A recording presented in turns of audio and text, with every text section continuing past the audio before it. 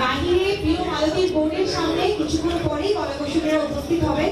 সাংবাদিক ভাই বোনেদের জন্য বলছি, বাহিরে প্রিয় মালতীর বোর্ডের সামনে কিছুক্ষণের মধ্যে প্রিয় মালতীর পুরো টিম উপস্থিত হবে। যদি আপনাদের কোনো প্রশ্ন উত্তর পর্বের কিছু থাকে, প্রশ্ন যদি কিছু জানার থাকে, তাহলে সেখান থেকে